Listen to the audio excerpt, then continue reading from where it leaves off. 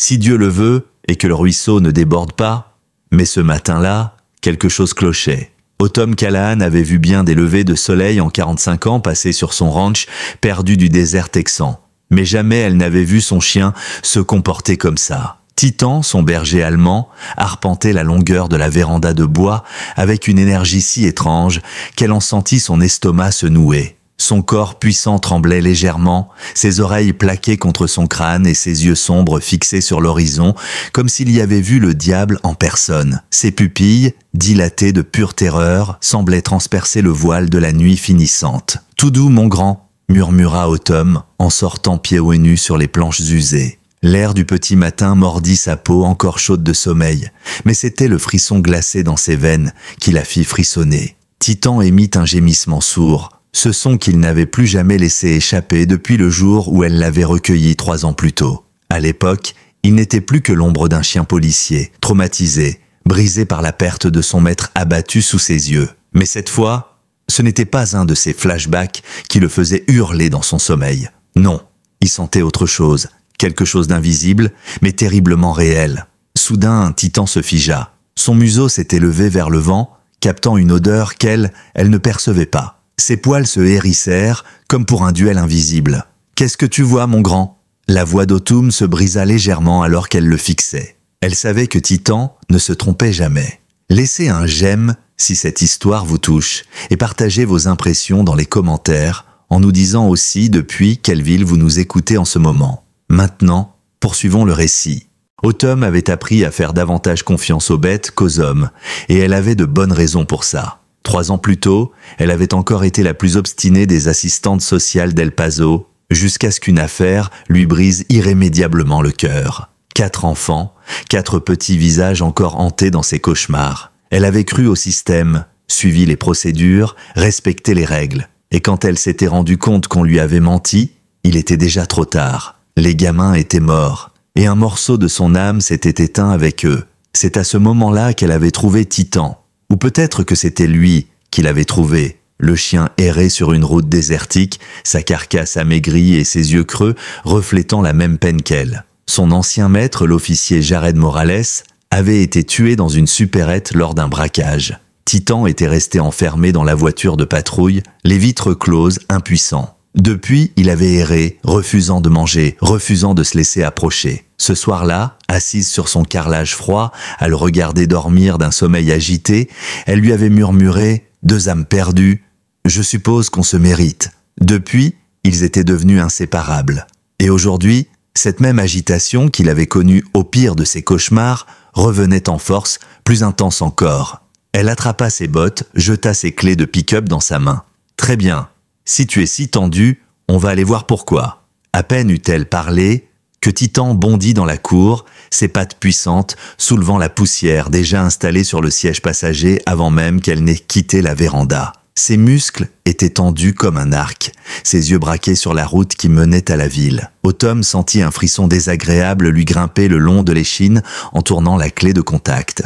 Ce que Titan avait senti devait être grave, et quelque part dans ses tripes, elle savait que ça impliquait des enfants. Elle se souvenait encore du jour où elle avait aperçu Titan pour la première fois sur la route 57 sous une pluie torrentielle. Le chien gisait en travers de la chaussée comme s'il avait abandonné toute envie de vivre. Elle s'était arrêtée sans réfléchir, comme elle l'avait toujours fait quand quelque chose avait besoin d'être sauvé. « Viens, mon grand !» avait-elle doucement appelé. Mais il n'avait pas bougé, pas même levé la tête. Plus près, elle avait vu la médaille pendante à son collier. Unité K9, comté de Maverick, et juste en dessous, Titan. Il lui fallut 20 longues minutes, sous la pluie battante, pour le convaincre d'entrer dans son pick-up. Et non pas parce qu'il était agressif, mais parce qu'il avait oublié comment faire confiance. Dans la salle d'attente du vétérinaire, la vérité avait éclaté. Son maître avait été abattu pendant une pause café, 2 balles dans la poitrine. Titan avait tout entendu, tout senti, enfermé dans la voiture. Il s'était mutilé les pattes en tentant désespérément de briser les vitres, et depuis ce jour, il n'avait plus jamais été le même. Le vétérinaire avait murmuré « Ce chien a vécu un enfer. Il refuse de s'alimenter, refuse d'obéir. On parlait même de l'euthanasier avant qu'il ne disparaisse. » Autumn avait croisé ses grands yeux vides et s'était vue elle-même. « Pas question, il rentre avec moi. » La première année avait été difficile. Titan passait ses nuits à arpenter la maison, à gémir pour des sons qu'elle seule n'entendait pas. Il restait des heures à fixer la porte, comme s'il attendait un partenaire qui ne reviendrait jamais. Elle comprenait. Après le drame des enfants, elle avait fait la même chose à sa manière. Elle se souvenait de chacun d'eux. Anna, 9 ans, Peter, 7, les jumeaux Max et Mia, 5. Leur grand-mère avait supplié le tribunal de lui donner la garde. Mais le père biologique avait des droits. 3 semaines plus tard, ils étaient morts, enfermés dans un container métallique en plein été.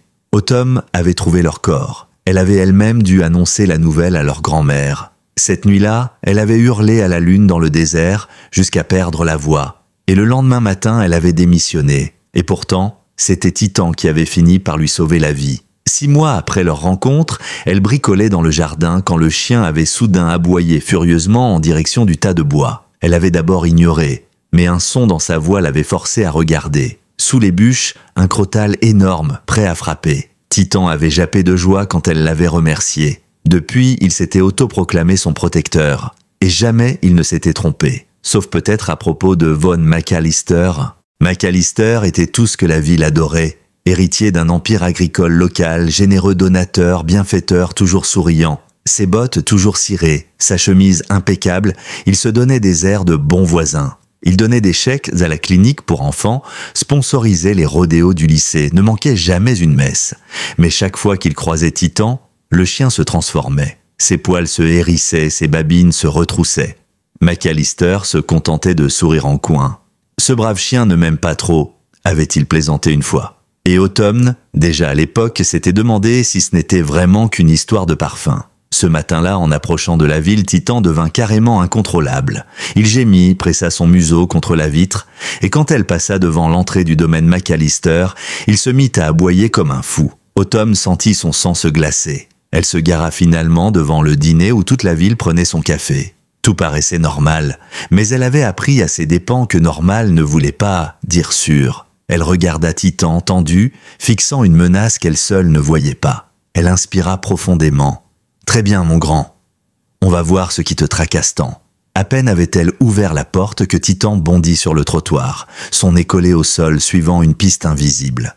Autumn accéléra le pas, son cœur battant d'une inquiétude qu'elle connaissait trop bien. Le chien la mena tout droit aux marches du tribunal, où une vieille femme, frêle, était assise, voûtée sous le poids d'un monde cruel. Même de loin, Autumn vit le tremblement de ses mains et la photo qu'elle serrait contre son cœur. Elle s'approcha. « Madame, vous allez bien ?» La femme leva vers elle des yeux rougis. « On m'appelle Edith Garner, mais non, je vais pas bien. Pas bien du tout. » Autumn s'assit près d'elle, Titan se coucha à leurs pieds, toujours vigilant. « Qu'est-ce qui ne va pas, Madame Garner ?» La voix d'Edith se brisa en désignant la photo. 4 enfants, souriants malgré les dents manquantes, mes petits-enfants. Malades, tous les 4. J'ai frappé à toutes les portes, j'ai supplié chaque bureau, mais personne ne peut les sauver. Et Elle fondit en larmes. Autumn sentit la colère bouillir en elle. 4 enfants, toujours 4, toujours ces mêmes foutues excuses. Elle posa une main rassurante sur le bras d'Edith. « On va trouver une solution, je vous le promets. » Mais elle ignorait encore qu'à cet instant précis, le mal avait déjà tendu son piège, et que Titan l'avait flairé depuis le début. Edith serrait toujours cette photo, comme si sa vie en dépendait. Autumn lui laissa le temps de reprendre ses esprits, tandis que Titan levait la tête et scrutait la rue d'un œil méfiant. « Dites-moi leur prénom » demanda doucement Autumn. La vieille femme inspira profondément. « La plus grande s'appelle Ruby, elle a 8 ans. Une petite maman, toujours à s'occuper des autres. Puis vient Owen, 7 ans, qui ne dit jamais grand-chose mais qui voit tout. Après, il y a June, 6 ans, si douce. Et enfin Caleb, mon bébé, il vient juste d'avoir 5 ans. » Chaque prénom était prononcé avec une tendresse infinie, mais ses yeux trahissaient une peur viscérale. Ils sont malades depuis 2 semaines, fièvre, tout, on aurait dit une grippe, mais ça ne passe pas. Le médecin local m'a dit qu'il fallait des spécialistes, des analyses plus poussées, mais... Edith baissa la tête. « Mais je n'ai plus rien à vendre, plus de terrain, plus d'économie. J'ai supplié à l'église, à la mairie. Même les associations m'ont dit qu'il faudrait attendre plusieurs semaines. Mais Ruby, tousse la nuit, comme si ses poumons allaient lâcher. Elle ferma les yeux, incapable de continuer. Titan se rapprocha d'elle et posa doucement sa tête sur ses genoux. Edith tressaillit, surprise, puis caressa lentement le pelage chaud. « Quel gentil chien! Vous êtes un ange, n'est-ce pas, mon grand ?» Autumn sourit tristement. Il sait reconnaître les gens qui ont besoin d'aide. Et c'est à ce moment-là qu'une ombre se dessina sur les marches du tribunal. Une voix suave, parfaitement maîtrisée, fendit le silence. « Mesdames, je ne voulais pas interrompre. » Autumn se retourna et vit Weston Barrow descendre les dernières marches, impeccable dans un pantalon crème et une chemise bleu pâle. Ses cheveux argentés étaient coiffés avec soin, son sourire cordial calculé au millimètre. Et Titan se tendit aussitôt. Ses babines frémirent. Un grondement monta de sa gorge. Autumn attrapa son collier pour le retenir, sentant ses muscles trembler sous la tension. Du calme, Titane. Weston Barrow, lui, resta parfaitement impassible, comme s'il avait l'habitude d'affronter des bêtes hostiles. « Vous avez là un chien impressionnant, Madame Callahan, très protecteur. C'est rare. » Autumn força un sourire crispé. « Il ne fait que son travail. » Le visage de Weston se tourna vers Edith, dont l'expression oscillait entre surprise et espoir. « Madame Garner, je me permets de me présenter. Weston Barrow. On m'a dit que vous cherchiez de l'aide pour vos petits-enfants. J'ai des contacts à Dallas, des médecins spécialistes et des fonds pour prendre en charge tous les frais. » Edith porte une main à sa bouche bouleversée. « Vous feriez ça? Pour nous? » ?»« Bien sûr, madame. » Weston se pencha légèrement, adoptant un ton presque paternel. Quand la communauté est en détresse, on ne peut pas détourner les yeux. Ce sont des enfants, après tout. Je refuse qu'ils souffrent du plus longtemps. Il tendit une carte de visite à Edith, qui la saisit comme un naufragé attrape une bouée. « Appelez ce numéro. Ma collaboratrice, Madame Sharp, viendra les chercher cet après-midi. Elle est infirmière, elle s'occupera de tout. » Autumn observa la scène, son instinct hurlant déjà l'alerte. Trop parfait, trop rapide, trop prévu. Elle déglutit, la gorge serrée. « Madame Garner, » commença-t-elle prudemment, « peut-être que vous devriez prendre un peu de temps pour réfléchir. Vérifier qui sont ces médecins ?» Mais Weston interrompit, son sourire toujours en place mais avec une étincelle glaciale dans le regard. « Quand la santé des enfants est en jeu, Madame Callahan, chaque minute compte. Attendre, c'est risquer le pire. Je préfère agir. » Edith hocha la tête, déchirée, la peur plus forte que le doute. « Oui, je comprends. » Autumn sentit Titan se raidir davantage encore. Elle n'avait jamais vu son chien dans un tel état. Ce n'était pas juste de la méfiance, c'était de la peur. Elle attrapa doucement la main d'Edith. « Vous êtes sûre? Vous savez où ils vont les emmener ?» Edith serra la carte contre elle. « Il a dit que ce serait à Dallas. Et je n'ai pas d'autre choix, pas d'autre option. Il faut que je les sauve. » Autumn observa Weston reculer, toujours souriant, saluant poliment avant de s'éloigner dans un SUV noir garé plus loin. Et Titan ne le quitta pas des yeux, ses grognements à peine contenus. Quand le SUV disparut au coin de la rue, Autumn lâcha enfin le collier de Titan. Elle sentit son cœur battre à tout rompre. Ce regard dans les yeux du chien, elle l'avait déjà vu ce regard 3 ans plus tôt sur une autre route du désert. Et elle sut, à cet instant précis, que quelque chose d'horrible était sur le point de se produire. Elle sortit son téléphone et appela un ancien contact, quelqu'un qu'elle n'avait pas contacté depuis qu'elle avait quitté son poste. Après quelques tonalités, la voix de Monica Reyes répondit « Autumn Callahan, ça alors, je croyais que tu avais raccroché définitivement. » Autumn inspira profondément. « Monica, je n'ai pas beaucoup de temps. Tu connais un certain Weston Barrow ? Il prétend financer des soins pour des enfants malades dans le comté. » Il y eut un silence lourd à l'autre bout de la ligne. Puis la voix de Monica devint plus grave. « Autumn, écoute-moi bien. Si tu es avec lui, tu t'éloignes. Maintenant, il est dans nos fichiers depuis 2 ans. On sait ce qu'il fait, mais on ne peut pas encore le prouver. »« Qu'est-ce qu'il fait ?» murmura Autumn, son sang glacé. La réponse la frappa comme un coup de poing. Les enfants disparaissent, Autumn. Des familles pauvres, désespérées, qui acceptent à son aide, et quelques jours plus tard, on retrouve des corps, ou on ne retrouve rien, toujours sous couvert d'accident, de malchance, mais lui, il touche toujours les assurances, toujours. Autumn serra les dents, sentant la colère monter. Elle jeta un regard vers Titan, qui continuait à tourner en rond, impatient, comme s'il voulait déjà se mettre en chasse. Monica reprit, plus bas, « On sait qu'il a des partenaires dans d'autres États. On pense qu'il travaille pour quelqu'un d'encore plus haut placé. Mais sans preuve, impossible de le coincer. Je t'en prie, fais attention. » Autumn raccrocha sans un mot et se leva d'un bond.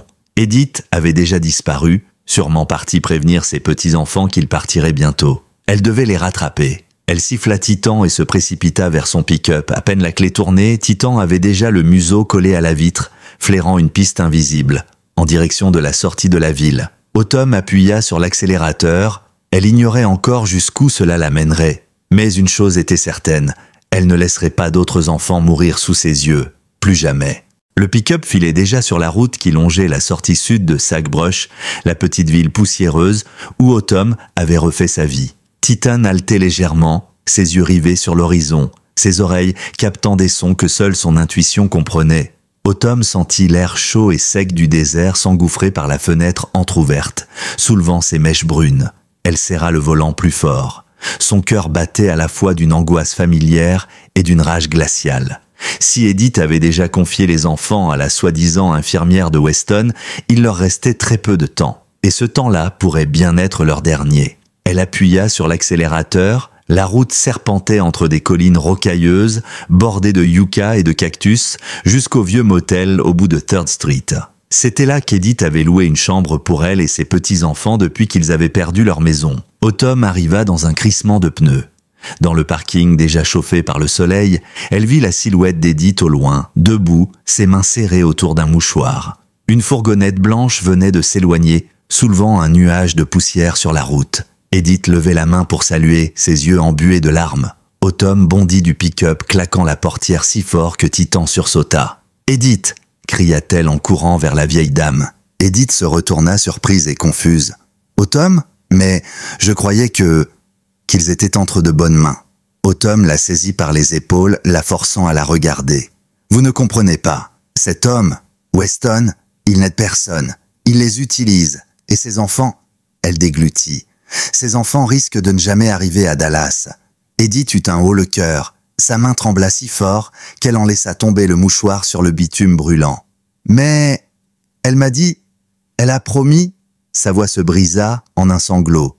Autumn la guida jusqu'à son pick-up presque malgré elle. « Montez, je vous expliquerai en route, mais chaque minute compte. » Elle donna un ordre bref à Titan, qui grimpa aussitôt sur la banquette arrière, le nez déjà tourné vers la route. Alors qu'elle démarrait, Edith tenta de reprendre son souffle. « Vous êtes sûr? Il semblait si gentil. » Autumn serra la mâchoire. « Oui, ils le sont toujours. Les vrais monstres le sont toujours. » Elles roulèrent en silence pendant plusieurs minutes, la vieille dame pâle comme un linge, Autumn luttant pour ne pas céder à la panique. Enfin, au loin, elle distingua une silhouette blanche arrêtée sur une aire de repos, surplombant la vallée. C'était bien la fourgonnette, abandonnée, la porte coulissante, grande ouverte, et aucun bruit. Autumn gara le pick-up derrière un rocher pour dissimuler leur arrivée et saisit les jumelles qu'elle gardait toujours dans la boîte à gants. À travers les lentilles, elle scruta la scène. La fourgonnette était vide, complètement vide, pas d'infirmière, pas d'enfant, seules des empreintes de pneus fraîches démarquaient la poussière, indiquant qu'un autre véhicule avait récupéré quelque chose ou quelqu'un et était reparti dans une autre direction. « Oh mon Dieu !» murmura Edith en voyant la scène. « Où sont-ils? Où sont mes bébés ?» Sa voix se brisa en un murmure étranglé. Autumn abaissa les jumelles et plissa les yeux en direction du sud, vers un chemin chaotique qui serpentait dans les collines. Là-bas, des rochers formaient un petit cirque naturel, une cachette parfaite pour abandonner 4 enfants à une mort certaine sous le soleil de midi. « Par là ?» murmura Autumn. « Je vois des traces de pneus. » Elle donna un bref coup de klaxon. Titan bondit hors de la cabine, le nez déjà collé au sol, flairant la piste invisible.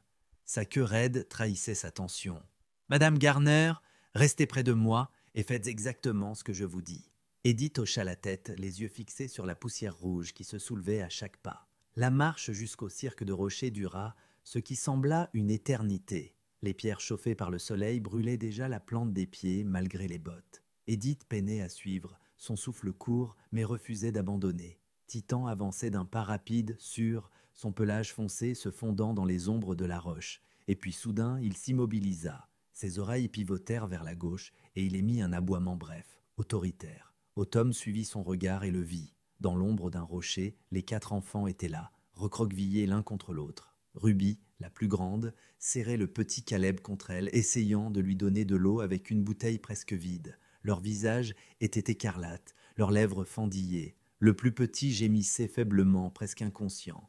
Edith poussa un cri étranglé et se précipita, mais Autumn la retint par le bras. « Attendez !» murmura-t-elle, ses yeux fouillant les alentours. « Où est la femme? Où est celle qui les a emmenés ?» Rien, pas de bruit, pas de silhouette, seulement le vent qui sifflait entre les pierres et le soleil implacable au-dessus d'eux. Finalement, Autumn lâcha Edith, qui courut serrer Ruby, Owen, June et Caleb dans ses bras. Autumn s'agenouilla à côté d'eux, évaluant rapidement leur état. Tous présentaient des signes clairs de déshydratation avancée. Ruby lui lança un regard dur et courageux, comme une enfant bien plus vieille que ses 8 ans. Elle nous a laissés là. Elle a dit qu'elle revenait, mais elle ne voulait pas revenir. Autumn sentit la colère monter en elle, glaciale. Cette infirmière, ou qui qu'elle soit, avait exécuté sa mission et s'était volatilisée. Elle avait abandonné ses enfants ici pour que le désert fasse le reste, comme des déchets. Ruby se tourna vers elle, ses petits doigts serrés sur la manche d'Autumn. « Vous êtes là pour nous sauver ?» Sa voix n'était qu'un souffle. Autumn hocha lentement la tête. « Oui, et je vous promets que vous rentrerez tous à la maison. » Mais alors qu'elle prononçait ces mots, un bruit d'engin au loin lui glaça le sang. Une autre fourgonnette, ou peut-être autre chose. Elle échangea un regard avec Titan dont la queue s'était figée et les poils hérissés. Le danger n'était pas terminé. Au contraire, il arrivait droit sur eux. Autumn se redressa et plaça son corps entre les enfants et la piste. Edith la regardait désemparée, mais dans son regard se mêlait une étincelle de détermination. Et Titan, fidèle et prêt, fixait la poussière au loin. « Vous ne les aurez pas ?» murmura Autumn pour elle-même. Puis que d'une voix plus forte, tout le monde restait derrière les rochers. « Et préparez-vous !» Elle dégaina son revolver de la poche arrière de son jean. Le métal froid, dans sa paume, lui rappela que cette fois, elle n'avait plus le droit d'échouer. Plus jamais. La poussière grossissait à l'horizon, avalant la lumière dorée du désert dans un nuage sombre et menaçant. Le son du moteur se faisait plus clair à chaque seconde. Autumn, accroupie derrière un rocher, arma son revolver d'un geste sec. Elle n'avait plus tiré depuis des années, mais ce jour-là, elle n'avait plus le luxe d'hésiter. Titan, plaqué à ses côtés, les yeux sombres fixés sur la piste, émettait un grondement bas et continu qui vibrait dans l'air brûlant. Edith, blottie contre les enfants, murmurait des mots apaisants à Caleb qui gémit dans son sommeil agité. Ruby serrait Owen et June contre elle, le menton haut malgré la peur. Autumn lança un regard rapide vers Edith. « Peu importe ce qui arrive, vous ne bougez pas. Vous gardez les enfants derrière vous, compris ?» La vieille femme hocha la tête, ses doigts crispés sur la petite main de Caleb. « Oui, oui, compris. » Puis elle ajouta, la voix tremblante mais déterminée, « Faites ce qu'il faut. » Le véhicule se dessina enfin dans le virage. Une large SUV noire, pare-brise, aveuglant sous le soleil, s'arrêta brusquement en soulevant un nuage de poussière et de gravier. La portière côté conducteur s'ouvrit, et Weston Barrow en descendit comme si le désert lui appartenait, impeccable malgré la chaleur écrasante. Un sourire presque amusé sur le visage. Ses yeux clairs se posèrent sur Autumn et son revolver, puis sur Titan, dont la posture parlait d'elle-même.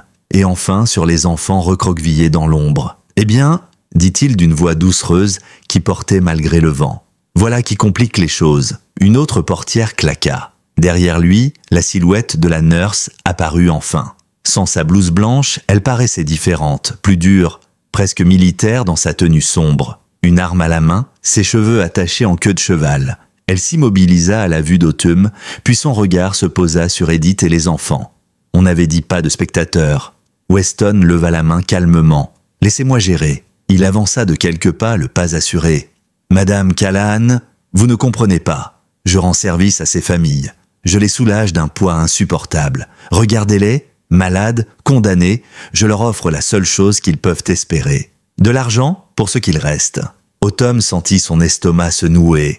Elle répondit d'une voix glaciale. « Vous êtes un tueur, un prédateur. Vous vous nourrissez de leur désespoir. » Un rire sec franchit les lèvres de Weston. « Oh, vous n'avez pas idée à quel point le monde est rempli d'hypocrites qui préfèrent détourner le regard pendant que d'autres comme moi prennent les décisions difficiles. » Il fit un signe de tête à la femme derrière lui. « Prenez-les. » Mais avant qu'elle ne fasse un pas de plus, Titan bondit. Un éclair brun et noir fusant à travers la poussière, toute dent dehors. Le hurlement guttural qui jaillit de sa gorge fit reculer la nurse d'un pas, surprise. Autumn profita de cette fraction de seconde pour tirer. La balle ricocha à ses pieds, la forçant à lâcher son arme dans un réflexe. Weston recula, le masque enfin fissuré. Ses yeux lançaient des éclairs de colère pure. « Vous ne savez pas à qui vous vous attaquez. Vous croyez que je suis le sommet de cette chaîne? Je ne suis qu'un rouage, et je serai remplacé. Vous ne pouvez pas nous arrêter. » Autumn serra son revolver plus fort. « Peut-être, mais aujourd'hui, ça s'arrête ici. » Titan s'était déjà jeté sur la nurse, la plaquant au sol sous son poids. Elle se débattait, mais le chien tenait bon, ses crocs plantés dans la manche de sa veste. Autumn avança lentement vers Weston, son arme pointée sur lui. Elle pouvait voir la sueur perler sur son front. Ce n'était plus le même homme élégant et sûr de lui qu'elle avait vu sourire devant le tribunal. C'était un rat acculé. Puis, au loin, le battement sourd d'un hélicoptère retentit. Weston leva la tête et Autumn vit, pour la première fois, une ombre de peur dans son regard. Il fit un pas en arrière, les mains levées à moitié. « Vous ne comprenez pas? Vous signez votre arrêt de mort en me mettant à terre. Ils viendront pour vous. » Autumn se contenta de dire, d'une voix tranchante, qu'ils viennent. Derrière elle, Edith aidait Ruby à se lever tandis que Titan, toujours immobile, tenait la nurse sous surveillance. Puis des silhouettes apparurent à la crête du chemin. Des hommes en uniforme, fusils au poing, badges luisant sous le soleil. Le shérif adjoint et 2 fédéraux descendaient déjà à vive allure. L'hélicoptère se rapprochait, soulevant des gerbes de sable. Autumn abaissa lentement son revolver, mais ne détourna pas les yeux de Weston, même lorsqu'il fut plaqué au sol par les agents. Edith s'approcha d'elle, tenant Caleb dans ses bras. « Vous nous avez sauvés », murmura-t-elle, la voix pleine d'émotion. Autumn se tourna vers elle, son regard adouci par la vue des enfants serrés autour de leur grand-mère. « Pas moi », dit-elle en caressant la tête de Titan. « Lui ». Le chien s'assit enfin, haletant mais toujours vigilant. Autumn croisa son regard et sut qu'il comprenait, qu'il avait toujours su, et que ce n'était que le début. Les fédéraux embarquèrent Weston et sa complice sous haute sécurité. Mais en croisant le regard froid et calculateur de Weston une dernière fois, Autumn sentit une certitude désagréable s'ancrer en elle. Il avait raison sur un point. Ce réseau ne se limitait pas à lui.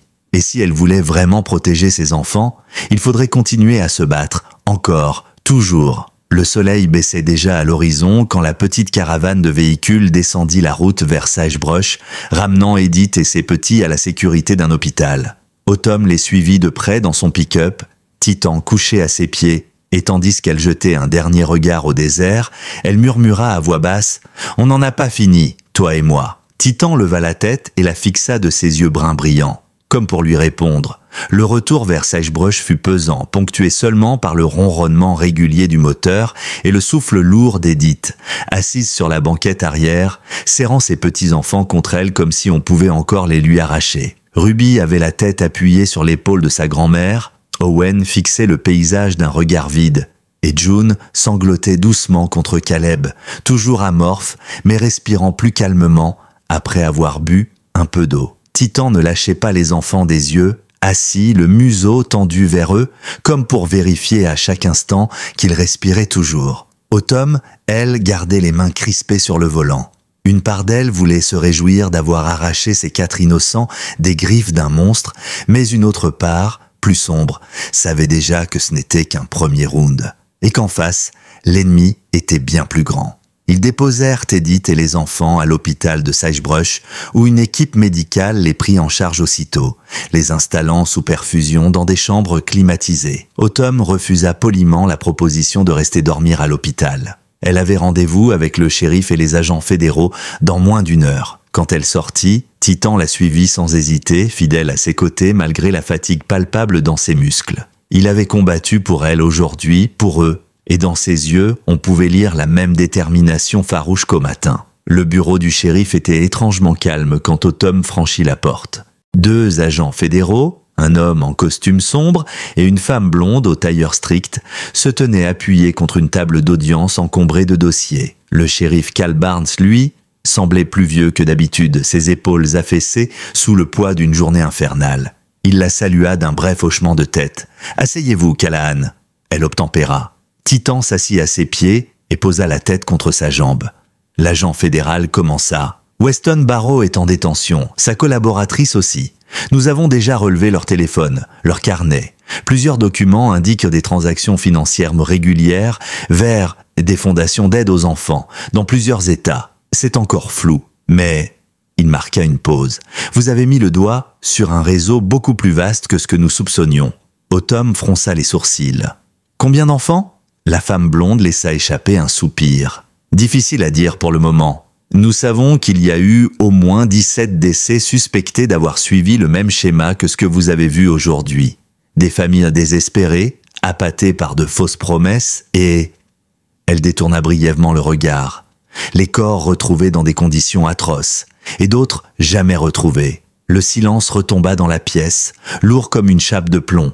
Autumn sentit Titan frémir à ses pieds, comme s'il comprenait la gravité des mots. Elle ferma les yeux quelques secondes, le temps de contenir le vertige.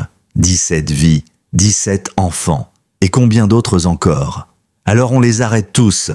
Sa voix claqua dans la pièce. Ces fondations, ceux qui se cachent derrière, on les trouve et on les empêche de recommencer. Le shérif secoua lentement la tête. C'est pas si simple, Callahan. Ces gens ont des moyens, des avocats, des sénateurs dans la poche, des juges, Barrow n'est qu'un pion. Peut-être le plus haut placé qu'on ait pu coincer jusqu'ici, mais un pion quand même. Et ce qu'il sert, il laissa sa phrase en suspens. L'agent fédéral le confirma d'un signe de tête. Vous avez eu de la chance aujourd'hui. Très peu de témoins osaient s'en mêler, encore moins survivent-y pour raconter. Mais c'est une guerre, et vous venez d'y entrer. Autumn croisa les bras. Je suis déjà dedans depuis longtemps. Le regard de la femme blonde s'adoucit un instant.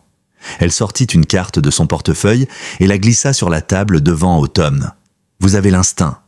Et votre chien a un 6e sens, qui peut nous être utile. Si vous êtes prête à collaborer officiellement, on pourrait vous intégrer comme consultante auprès de notre division crimes contre les enfants. Ce genre de réseau, on ne l'arrête pas seul. Autumn fixa la carte quelques secondes, puis elle la ramassa et la glissa dans sa poche sans un mot. Titan leva les yeux vers elle et elle répondit par une caresse distraite sur sa tête. « Vous m'appelez quand vous voulez.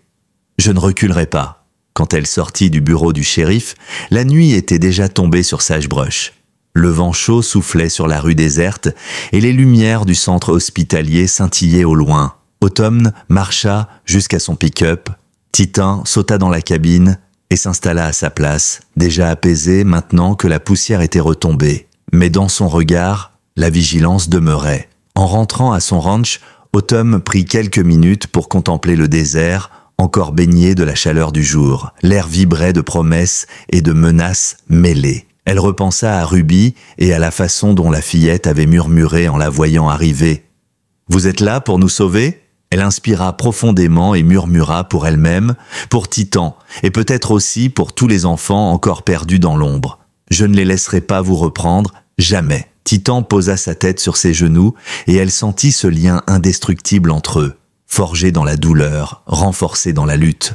Quoi qu'il arrive, il serait prêt, toujours. Les jours qui suivirent furent étranges, à la fois pesants et chargés d'une nouvelle énergie. Le nom de Weston Barrow commença à circuler dans les journaux locaux et sur les chaînes régionales, mais jamais on ne mentionna la véritable horreur de ces crimes. On parlait d'un homme d'affaires controversé, d'irrégularité dans la gestion d'une fondation caritative. Mais les mots restaient tièdes, comme toujours, incapables de refléter la réalité. Autumn, elle, savait. Et chaque fois qu'elle voyait Edith assise auprès des enfants à l'hôpital, chaque fois qu'elle croisait le regard dur de Ruby ou entendait l'atout encore fragile de Caleb, elle se rappelait pourquoi elle ne pouvait plus reculer.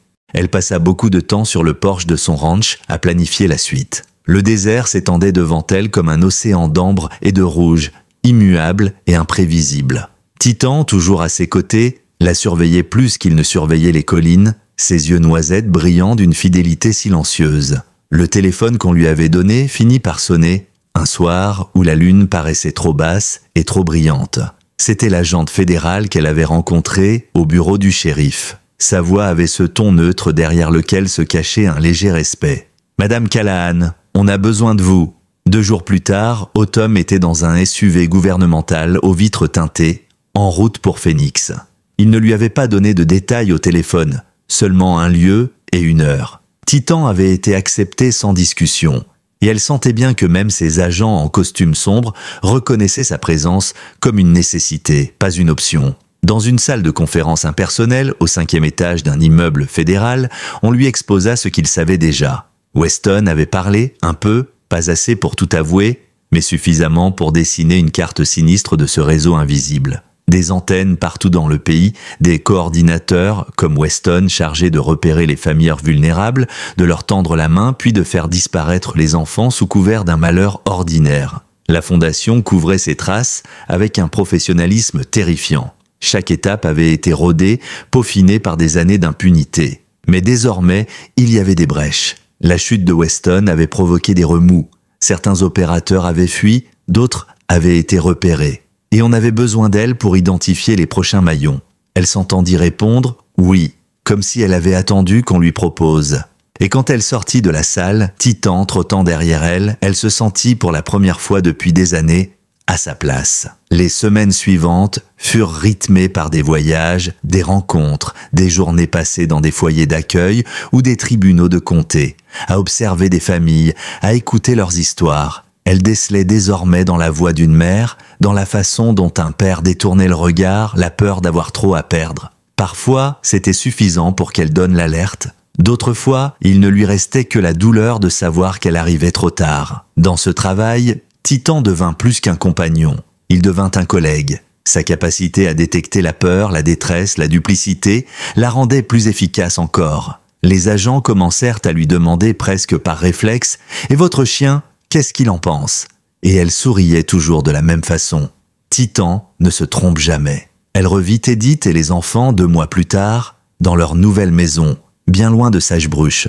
Le programme de protection des témoins avait pris soin d'eux. Ruby courut l'embrasser sans hésiter, tandis qu'Owen l'observait avec un sérieux qui la fit sourire malgré elle. June lui tendit timidement une petite carte où elle avait dessiné Titan, plus grand que nature. Caleb, lui, s'accrocha à la robe de sa grand-mère et lança un « merci » à peine audible. Autumn se pencha vers Ruby et lui murmura « Tu continues d'être forte, d'accord ? Et de protéger les plus petits. » La fillette hocha la tête gravement. Promis. Quand elle retourna dans sa voiture, le cœur serré, Titan posa sa tête sur sa cuisse comme pour la rappeler à l'ordre. Ce n'était pas fini. Pas encore. Pas tant que d'autres enfants risquaient de vivre le même enfer. Et un soir, alors qu'elle fermait son portail derrière elle, elle trouva une lettre glissée dans la boîte aux lettres. Pas de timbre, pas de signature, juste une enveloppe blanche et l'écriture soignée d'une menace à peine voilée. « On vous regarde, Callahan.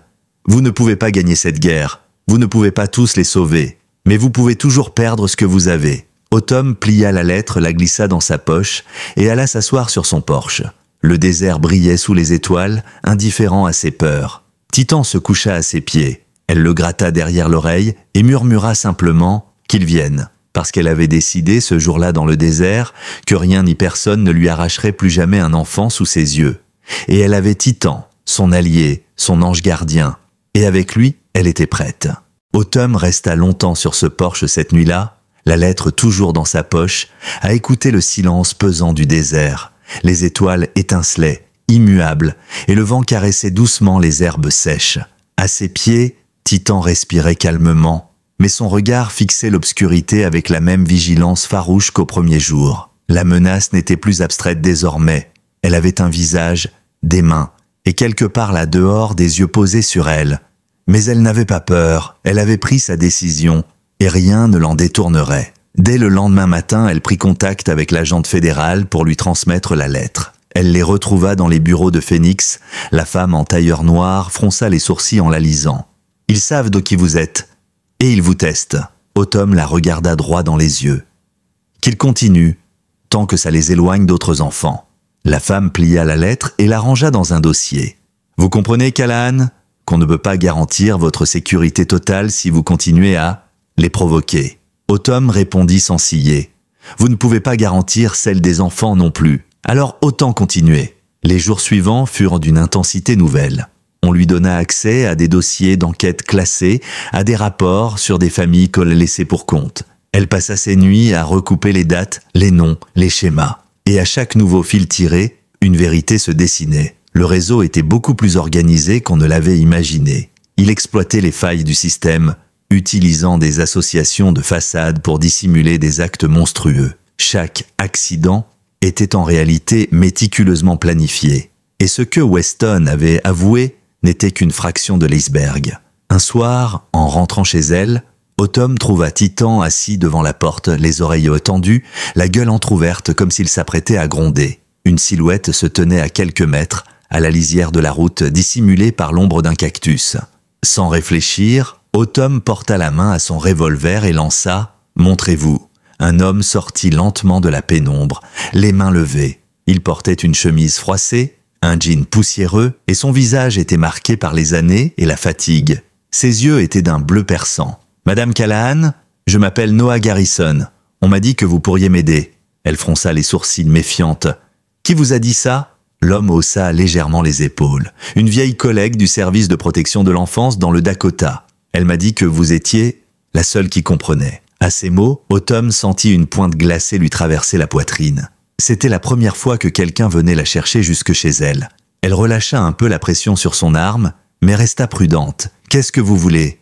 Noah baissa les yeux, sa voix brisée par l'émotion. « Ma nièce, elle est malade, et ils sont venus me voir. Ils ont dit qu'ils pouvaient la sauver, qu'ils pouvaient alléger mes dettes médicales, mais quelque chose n'allait pas. Alors j'ai fui. » Autumn échangea un regard avec Titan, puis fit signe à Noah d'entrer. Elle lui servit un café dans la cuisine, l'écoutant raconter son histoire à voix basse. Il parlait d'un autre coordinateur, une femme cette fois, sous un autre nom de fondation. Le même scénario, la même promesse, et bien sûr, les mêmes papiers à signer, les mêmes enfants qui disparaissaient.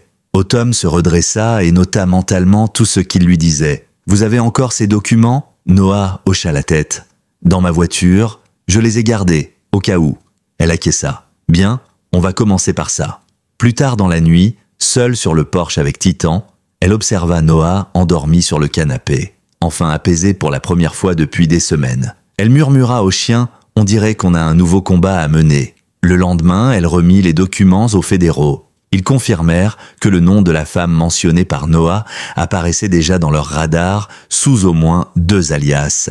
C'était leur premier vrai lead depuis des semaines.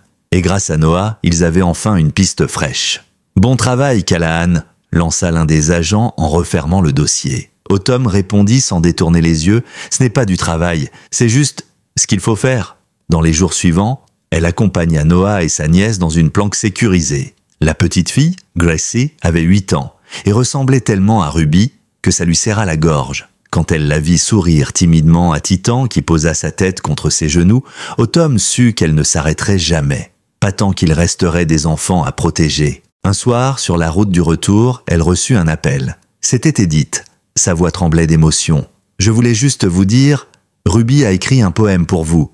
Et elle dit que vous êtes notre étoile du Nord. » Autumn sourit doucement, les yeux embués. « C'est gentil, mais vous savez bien, Edith, je ne suis pas une étoile. » Elle baissa les yeux vers Titan, allongé à ses pieds. « Je suis juste un chien de garde. » Et c'était exactement ce qu'elle voulait d'être. Les semaines passèrent, rythmées par un étrange mélange de routine et de tension. Autumn était devenue la référence pour les agents fédéraux chaque fois qu'un cas suspect apparaissait. Elle ne comptait plus les nuits passées dans des salles d'interrogatoire à décrypter des parents brisés par le chagrin, ni les après-midi à parcourir des dossiers d'enfants disparus dont les photos souriantes semblaient la hanter jusque dans ses rêves. À chaque mission, Titan l'accompagnait sans faillir, imposant son calme à tous ceux qui l'entouraient. Il inspirait confiance, et parfois même plus qu'Autumn elle-même. Son simple regard semblait dire aux enfants « Tu es en sécurité maintenant, je veille sur toi ». Une nuit,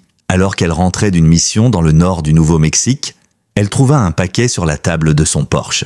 Cette fois-ci, ce n'était pas une menace, mais un dossier fédéral estampillé confidentiel. En haut, un post-it manuscrit indiquait « On pense que vous devriez voir ça en personne. Bureau de Tucson demain 7h ». Le lendemain matin, elle se rendit donc à Tucson, Titan assis dignement sur la banquette arrière. Dans la salle de conférence, on lui montra des vidéos de surveillance récupérées après une descente dans un centre lié à la fameuse Fondation pour les enfants. Les images étaient glaçantes, un entrepôt déguisé en clinique, des chambres faiblement éclairées, des lits d'hôpital vides. On voyait des enfants emmenés par des hommes et des femmes en blouse blanche. Et puis, plus rien.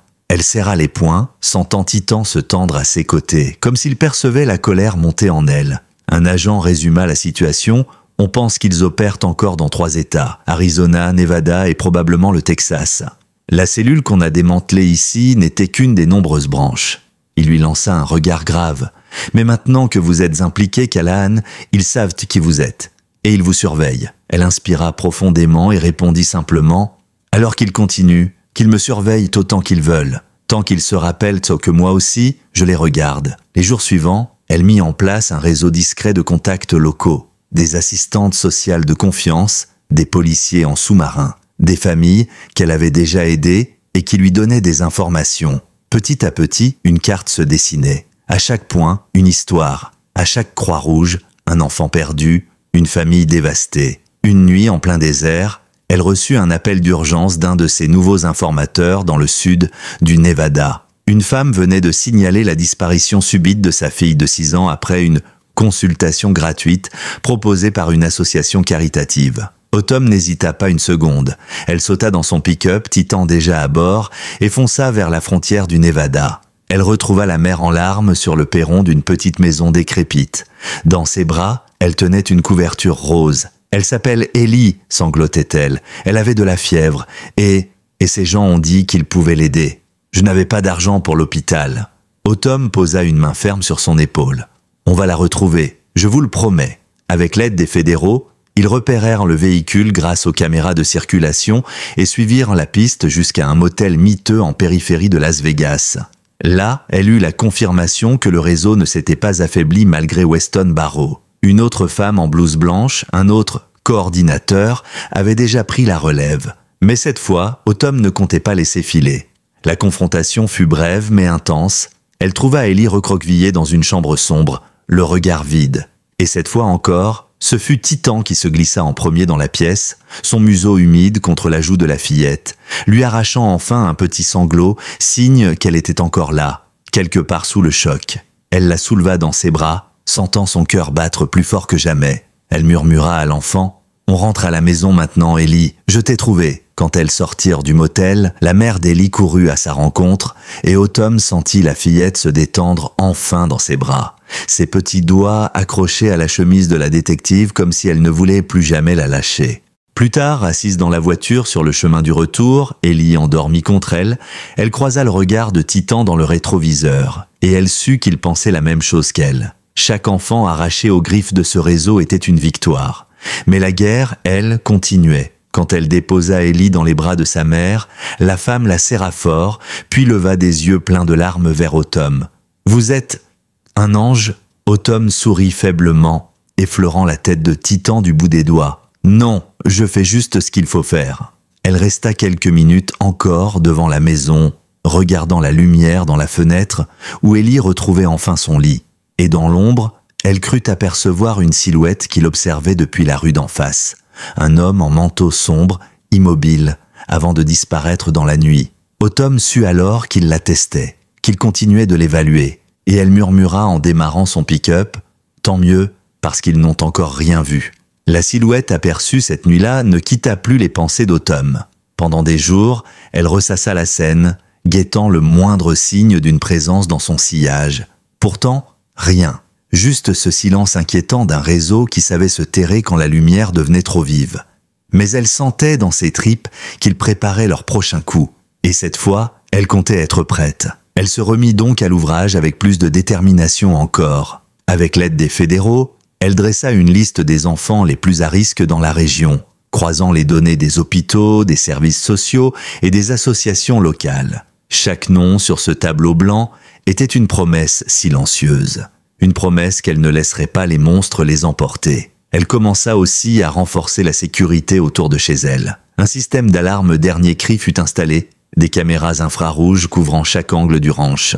Titan veillait déjà nuit et jour, mais elle voulait être certaine que rien ni personne ne pourrait approcher sans qu'elle le sache. Quand le technicien qui installait les caméras fit la remarque qu'elle avait transformé son ranch en véritable forteresse, elle répondit simplement « On ne met jamais trop de verrous quand on sait ce qui rôde dehors. » Quelques soirs plus tard, alors qu'elle rentrait tard d'une réunion avec les agents fédéraux à Phoenix, elle trouva une autre enveloppe glissée sous sa porte. Cette fois-ci, elle contenait seulement une photo en noir et blanc d'une petite fille endormie sur ce qui ressemblait à un lit d'hôpital. Derrière elle, à peine visible dans l'ombre, une silhouette masculine, reconnaissable à peine mais assez pour que son sang se glace. C'était cet homme en manteau sombre. Autumn se laissa tomber sur la chaise de la cuisine, fixant la photo pendant de longues minutes, son esprit déjà en train de décortiquer la scène.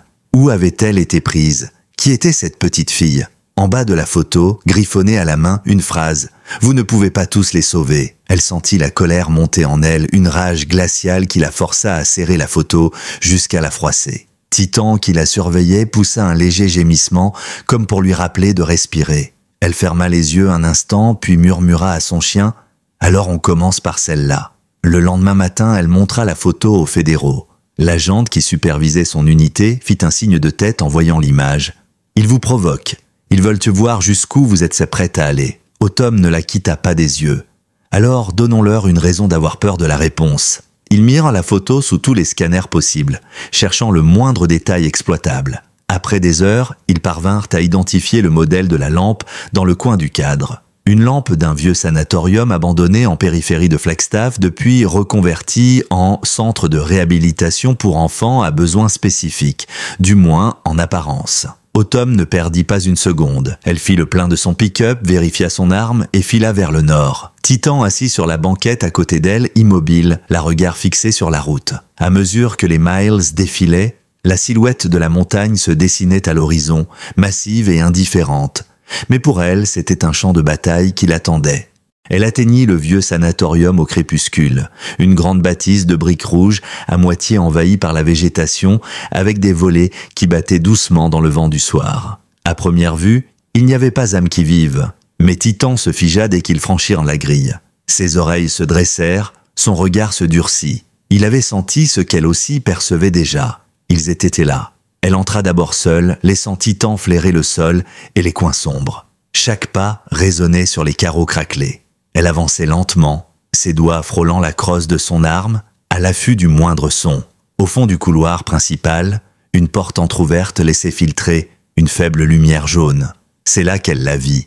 La petite fille de la photo, allongée sur un lit de camp, immobile, un filet de perfusion attaché à son bras. Et derrière elle, dans l'ombre, la silhouette masculine se redressa lentement. Cette fois, il ne fuyait pas. Il la regardait, un sourire glacé aux lèvres.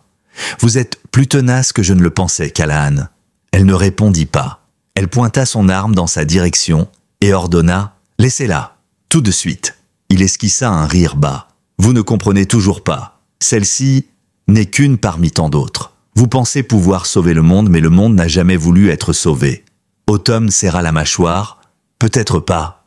Mais elle, oui. » Et avant qu'il ne puisse réagir, Titan bondit. Un éclair de muscles et de crocs qui le projeta contre le mur dans un cri étouffé. Autumn se précipita vers la petite fille, arrachant la perfusion, la prenant doucement dans ses bras. Ses paupières papillonnèrent, ses lèvres murmurèrent un faible « merci ». Elle tourna les talons sans accorder un autre regard à l'homme au sol, maintenant tenu en respect par Titan, ses grognements résonnant dans la pièce. « À vous de jouer ?» lança-t-elle aux fédéraux qui faisaient déjà irruption dans le bâtiment. Une fois dehors, la nuit fraîche caressa son visage. Elle serra la petite fille plus fort contre elle, écoutant son souffle se stabiliser. Titan trottait à ses côtés, calmé mais toujours sur le qui-vive. Et elle sourit pour la première fois depuis des jours. Parce qu'elle savait que malgré tout, malgré la peur, malgré les menaces, ils avaient gagné, ne serait-ce qu'aujourd'hui. Elle leva les yeux vers les étoiles. Une de plus, Titan, une de plus. Et dans le silence, son chien répondit d'un battement de queue. Le retour jusqu'au ranch se fit au petit matin, alors que les premiers rayons du soleil doraient la crête des montagnes. Autumn avait confié la fillette aux agents fédéraux qui l'escorteraient dans une clinique spécialisée à l'abri des regards pour qu'elle retrouve des forces et surtout une certaine innocence. Dans le silence de son pick-up, Titan appuyait sa tête contre son épaule comme pour lui rappeler que, malgré tout ce qu'elle venait d'affronter, elle n'était pas seule. À son arrivée, elle ne se donna même pas la peine de dormir. Elle se prépara un café noir et s'installa devant son tableau blanc. La silhouette de l'homme arrêté à Flagstaff était à présent identifiée. Il s'appelait Harris Kincaid. Un nom qui ne lui disait rien mais qui, selon les agents, apparaissait dans des documents internes de la fondation. L'homme n'était pas une simple exécutionnaire. Il gérait une partie du réseau logistique du trafic. Ces mots résonnaient encore dans la tête d'Autumn. Vous ne comprenez toujours pas. Celle-ci n'est qu'une parmi tant d'autres. Elle fixa la carte des États-Unis devant elle, où des dizaines d'épingles rouges dessinaient la carte de l'horreur. Elle murmura presque pour elle-même Alors je vais comprendre, je vais trouver chacune d'elles. À la fin de la journée, elle reçut un appel du procureur fédéral en charge de l'affaire. Sa voix grave trahissait un mélange d'agacement et d'admiration. « Callahan, vous êtes au courant qu'on vous surnomme déjà le chien de garde du désert dans nos bureaux ?» Elle haussa un sourcil sans sourire. « Tant que ça les empêche de dormir la nuit, je prends. » Il ajouta « Kincaid a parlé, enfin si on peut appeler ça « parler ». Il confirme ce qu'on soupçonnait. Ce n'est pas qu'une organisation régionale, ils ont des ramifications jusqu'à Chicago, Atlanta, même New York, et il a lâché un nom, un certain Mason Corbett. C'est apparemment le cerveau. Ce nom, elle le grava immédiatement dans sa mémoire. Mason Corbett, la tête du serpent. Elle passa les jours suivants à creuser. Mason Corbett n'apparaissait dans aucune base de données publique, mais dans les coulisses, on murmurait qu'il siégeait dans plusieurs conseils d'administration de fondations caritatives. Toujours à visage couvert, toujours irréprochable. Plus elle en apprenait, plus elle comprenait l'ampleur du monstre auquel elle avait affaire. Une nuit, alors qu'elle rentrait d'un rendez-vous discret avec un ancien journaliste d'investigation qui avait suivi Corbett de loin, elle trouva son portail entrouvert. Elle arrêta net son pick-up, coupa les phares et écouta. Titan, déjà tendu, s'était redressé. Ses babines se retroussèrent dans un grognement bas. Autumn sortit de la voiture et avança doucement vers la maison, son arme prête. Elle sentait une présence. Une ombre rôdait encore, invisible, mais palpable. Dans le salon, un simple papier l'attendait sur la table. Une feuille blanche sur laquelle étaient inscrits quelques mots tracés à la main. « On vous regarde, vous devriez arrêter ». Elle sentit un frisson remonter le long de sa nuque. Mais au lieu de la peur, ce fut la rage qui l'envahit. Elle serra la feuille dans son poing et lança à voix basse « Très bien, regardez-moi, parce que moi, je ne détourne pas les yeux. » Les agents fédéraux vinrent relever des empreintes, mais ne trouvèrent rien de concluant. Tout avait été parfaitement exécuté. Aucun enregistrement des caméras extérieures, aucun signe d'effraction, juste un avertissement, clair comme de l'eau de roche. Les jours suivants, elle se mit à travailler doublement. Chaque nuit jusqu'à l'aube, elle ajoutait des noms, des adresses, des croquis à son mur d'enquête. Des parents avaient déjà commencé à l'appeler directement, des familles qui avaient entendu parler d'elle par d'autres victimes, suppliant son aide avant d'accepter la main tendue des bienfaiteurs. Elle les guidait comme elle pouvait, les orientant vers les autorités compétentes quand elles n'étaient pas sous sa protection directe. Et Titan continuait à flairer la vérité, à déceler ce que même les humains ne voyaient pas encore. Puis un appel inattendu la sortit de ses recherches. C'était Edith, la grand-mère de Ruby et ses frères. Sa voix tremblait d'émotion et de reconnaissance. « Autumn, je voulais juste que vous sachiez, Ruby dort bien maintenant.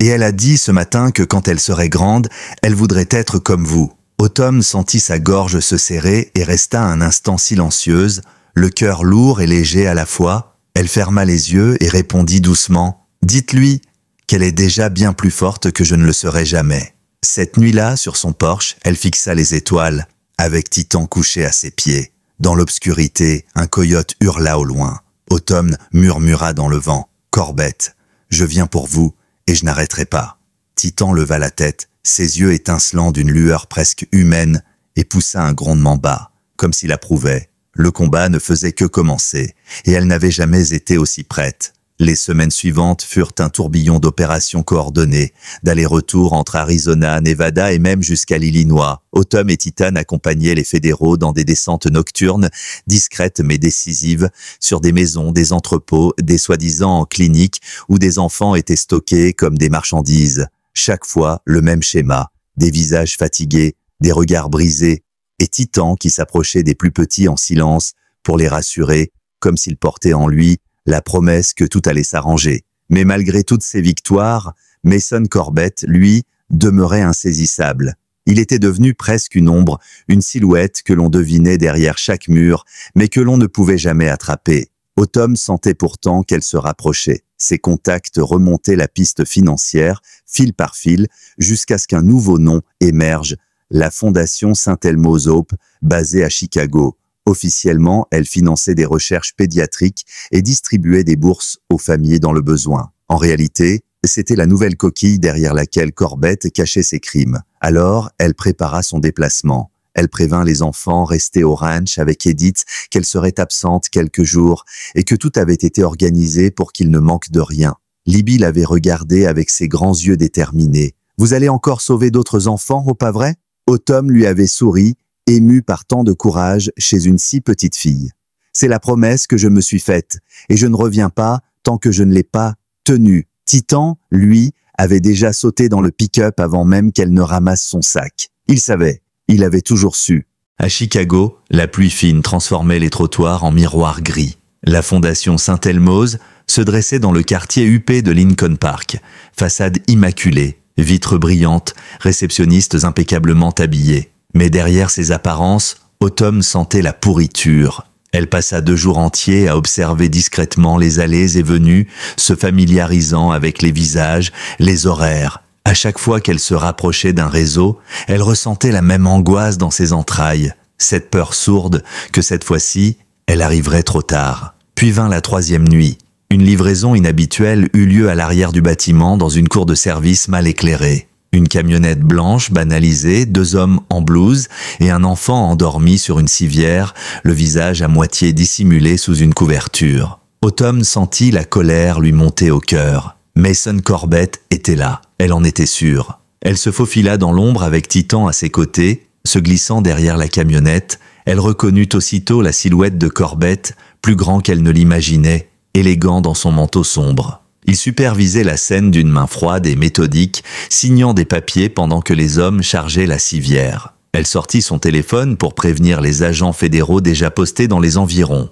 Cible confirmée, je répète, cible confirmée. Intervention immédiate. Puis elle rangea le téléphone et avança d'un pas ferme dans la lumière des projecteurs. « Mason Corbett », lança-t-elle d'une voix qui claqua dans la nuit. L'homme tourna la tête lentement, un mince sourire aux lèvres, comme s'il l'attendait depuis toujours. « Ah, la célèbre Autumn Callahan.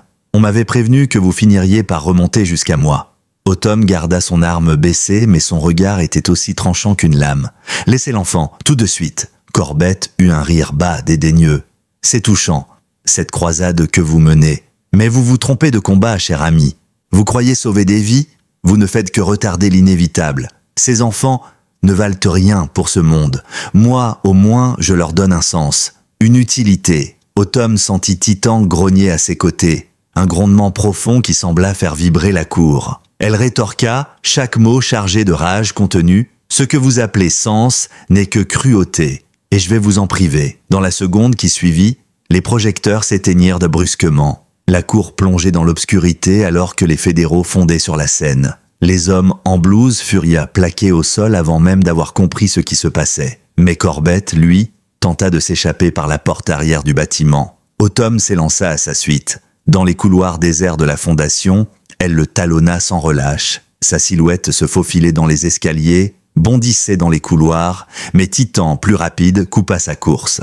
Il bondit sur Corbett avec une puissance impressionnante, le projetant contre le mur dans un fracas sourd. Autumn arriva juste à temps pour le voir figé, le regard enfin effrayé, son masque d'assurance craquelé. Elle s'approcha le souffle court et murmura en lui passant les menottes « Vous n'êtes plus qu'un homme ordinaire maintenant, et vous allez payer pour chaque enfant que vous avez détruit. » Les fédéraux prirent le relais. Corbett fut emmené, tête baissée, dans un silence presque solennel, comme si l'air lui-même retenait son souffle après toutes ces années de terreur. Dans la cour, l'enfant était déjà entre les mains des secours. Autumn s'agenouilla près de lui, passa doucement une main sur ses cheveux et lui dit d'une voix douce « Tu es en sécurité maintenant, je te le promets. » Cette nuit-là, dans la chambre d'hôtel où elle logeait, elle ne parvint pas à fermer l'œil.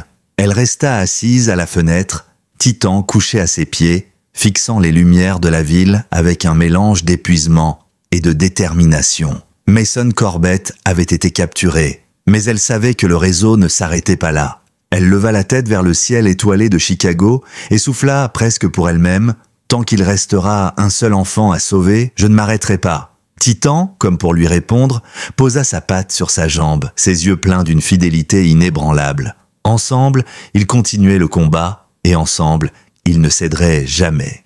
2 mois plus tard, Autumn Callahan était de retour dans son ranch d'Arizona. Le vent chaud du désert s'engouffrait dans les rideaux de sa véranda et le calme de la maison contrastait avec l'intensité des dernières semaines. Mason Corbett attendait son procès, cette fois inculpé de crimes fédéraux sur plus de 20 chefs d'accusation. Les agents fédéraux avaient confirmé que ces aveux et les documents saisis dans ses bureaux à Chicago avaient mis au jour une nébuleuse d'associés et de sociétés écrans à travers tout le pays. La presse l'avait surnommé l'affaire des anges noirs. Pourtant, Autumn le savait, malgré cette victoire éclatante, le mal n'était pas entièrement éradiqué. Comme un serpent auquel on coupe la tête, il pouvait repousser ailleurs avec d'autres noms, d'autres visages.